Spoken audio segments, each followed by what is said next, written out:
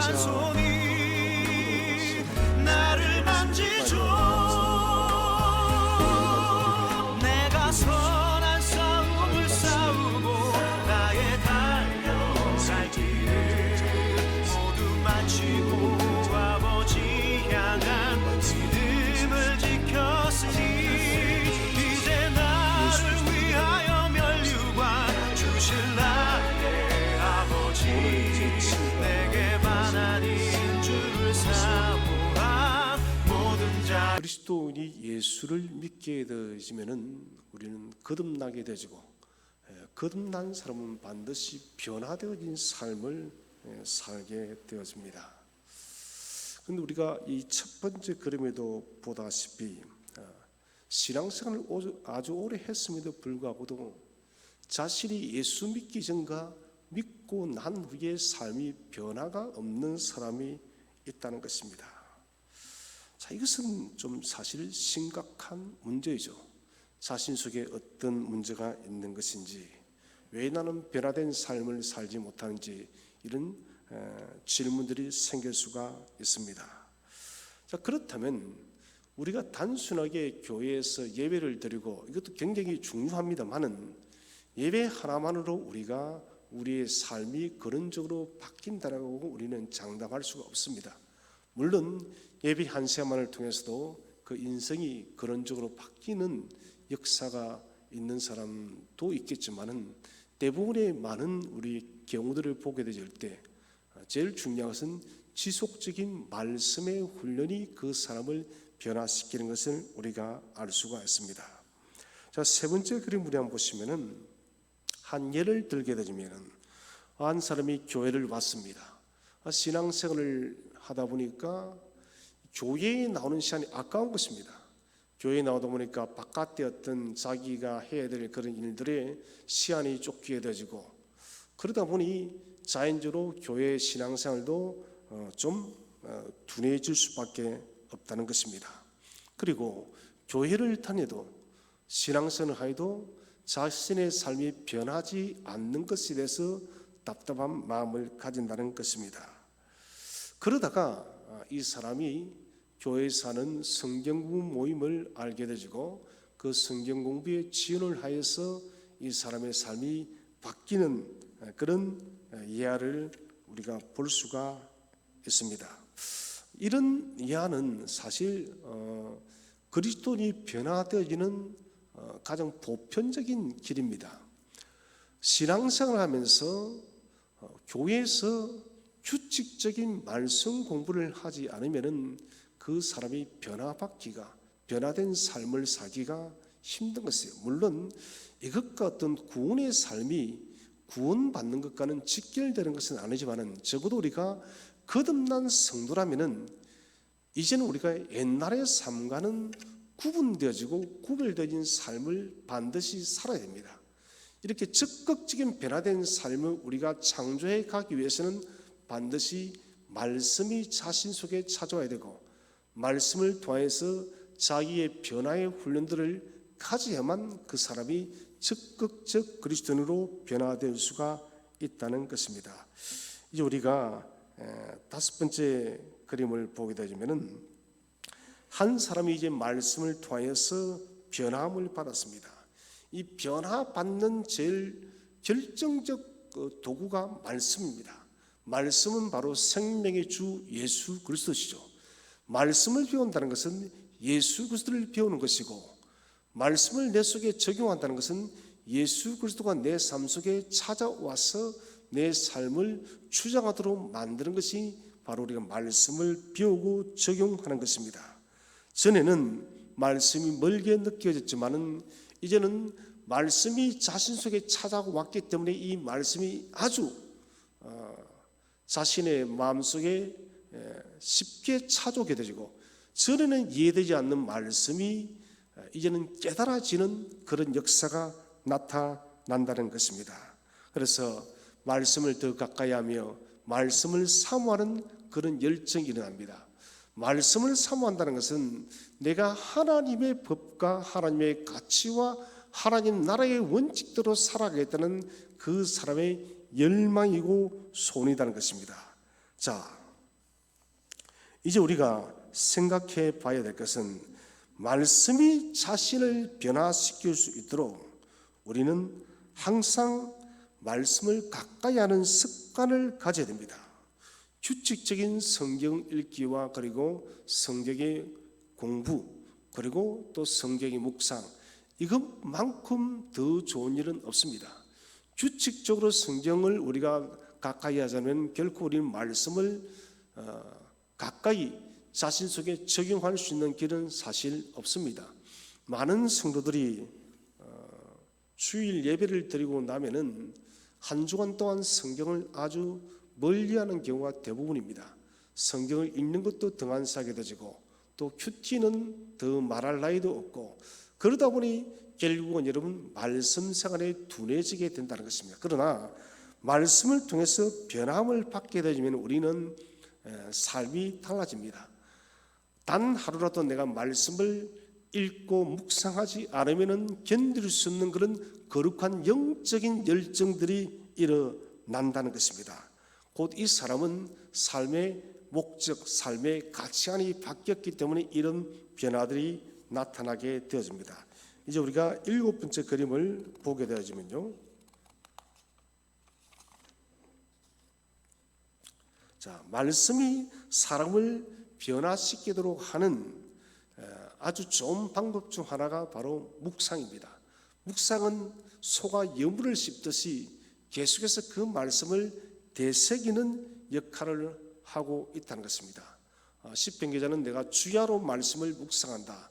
그래서 내 삶 속에서 이 말씀이 떠나지 않도록 지속적으로 계속해서 그 말씀을 되씹는 것입니다. 소가 여물을 되씹듯이 말씀을 계속해서 우리가 씹게 될 때 그 말씀이 양약이 되는 것입니다. 여기도 나와 있다시피 말이란 것은 약이라는 말과 어원이 같다라고 기록이 되어 있습니다. 우리 약을 먹으면 그 약이 바로 효과가 나타난다는 것은 아닙니다. 그 약을 먹고 우리의 인체 속에 들어가서 그 약의 성분이 우리의 인체 속에 퍼지게 되질 때 그 약의 효과가 나타난다는 것입니다. 이 말씀 묵상도 마찬가지입니다. 하나님 말씀이 지속적으로 묵상이 되어지면 내 삶 속에 마치 약의 효력처럼 그 말씀의 지배를 받게 되어지는 것입니다. 내가 전에는 말씀을 따라가고 싶어도 말씀 따라 살지 못했는데 이 말씀 묵상이 적용이 되어지고 말씀 묵상이 일상화되면 그 말씀 묵상의 능력을 통해서 말씀이 나를 다스려가는 것입니다. 이것은 굉장히 신비한 방법인데요, 전에는 그렇게 말씀 따라가고 싶었지만은 말씀을 따라가지 못했지만 이제는 말씀 따라가지 않으면 내가 살 수 없는 그런 삶이 찾아온다는 것입니다. 이것이 바로 말씀 묵상의 능력이 된다는 것입니다. 자, 그러면은 말씀을 묵상하면은 우리가 삶 속에 구체적인 변화가 오게 되고 무엇보다도 확신을 하게 됩니다. 자, 예수 그리스도의 생명의 말씀이 나를 진정으로 자유케 하며 이 진리의 말씀만이 나의 삶의 근원적인 목적이고 이 말씀만이 내 삶을 변화시킬 수 있는 유일한 근거라는 그 확신을 우리가 할 수가 있다는 것입니다. 다 여기 또 보면은 또 한 성도의 경험이 나옵니다. 한 성도가 말씀을 묵상하면서 자신을 돌아보는 케이스죠. 우리가 말씀 묵상이 되기 전까지는 사람이 사실 보면 그 사람의 신앙은 굉장히 초보적인 신자입니다. 하나님에 대한 지식도 굉장히 약할 뿐더러 그리고 그가 왜 예수를 믿고 살아야 되는지 그런 굳건한 강한 믿음이 없습니다. 그러나 말씀을 깊이 묵상하게 되면 자신을 돌아보게 됩니다. 나는 하나님 앞에 어떤 사람으로서 있는가? 나는 하나님을 어떻게 경영하고 있는가? 나는 하나님을 어떻게 믿고 있는가? 나의 삶은 얼마나 예수 그리스도를 닮아 살아가고 있는지 묵상을 통해서 깨닫게 되어진다는 것입니다. 결국 묵상의 삶이 우리 속에 체계화될 때 그 사람의 삶의 변화가 나타나는 것입니다. 그래서 우리는 이제는 말씀을 통해서 종교 생활이 아닌 신앙 생활이 되어야 됩니다. 종교 생활은 바리새인들이 대표적인 종교 생활자들입니다. 그들은 그 모습으로 바라볼 때는 아주 신앙생활을 잘하는 것 같았지만 그러나 그들은 신앙생활을 하지 않았습니다. 신앙생활은 무엇입니까? 자기가 믿고 고백하는 그 말씀의 고백을 따라서 자신을 복종시켜서 살아가는 것이 신앙생활인데 그렇게 살지 않는다는 것이죠. 종교생활은 형식적입니다. 말은 있습니다. 성경에 대한 지식은 있지만 그 자신이 아는 말씀에 대한 지식의 실천의 의지와 실천의 행동은 나오지 않는다는 것이죠. 그래서 우리는 오늘 이 성경 말씀을 통하여서 깊이 붙들어야 될 것은 나를 변화시키는 여러 도구들 중에서 그 중에 가장 강력한 도구가 뭐냐? 바로 성경 말씀입니다. 성경 말씀을 우리가 읽고 묵상하게 되질 때 그 말씀을 통하여 우리의 삶의 목적이 바뀌고 삶의 가치관이 바뀌고 삶의 길이 달라진다는 것입니다. 이를 통하여 우리는 종교 생활이 아닌 진실로 예수 그리스도 안에서 참된 자유를 누리고 그 말씀의 법들을 따라 살아가는 신앙생활로 바뀔 수가 있다는 것입니다. 목장 공부를 하는 것도 여러분 우리가 말씀을 통해서 우리의 삶을 변화시키기 위해서 우리가 목장 공부를 합니다. 제가 큐티를 계속적으로 강조하는 이유들도 다른 것이 아니라 그날 하루만이라도 우리가 짧은 본문을 묵상함을 통하여 말씀 따라 살아가도록 하기 위해서 큐티를 하라고 하는 것입니다. 그래서 우리 성도님들은 정말 하나님의 깊은 관계를 유지하기를 원하고 진실로 우리가 변화되는 삶을 살기를 원한다면 반드시 말씀을 가까이 하는 삶을 살아가시기를 바랍니다. 이제 본문 전체를 둘러봤고요. PPT 영상을 봐주시고 함께 나누는 시간입니다. 첫 번째, 하나님 말씀이 나를 변화시킨 일에 대해서 개인적으로 돌아보게 보며 기록해보고 서로의 고백을 나눠보자. 자, 내가 하나님 말씀을 통하여서 변화되기 전에, 말씀을 통해서 내 삶이 변화되기 전의 모습은 어땠는가? 나의 삶의 행동과 그리고 삶의 목적들, 가치관들 이것들을 한번 적어보시고, 그리고 그 다음에는 내가 하나님의 한 말씀을 통해서 깨달은 것은 무엇인가? 이 깨달은 말씀을 통해서 나는 어떻게 변화되었는지를 한번 기록하고 나누어 보시기를 바랍니다. 여기 기록되어 있다시피 신앙생활은 대충 적당하게 두루뭉실하게 하는 것이 아닙니다.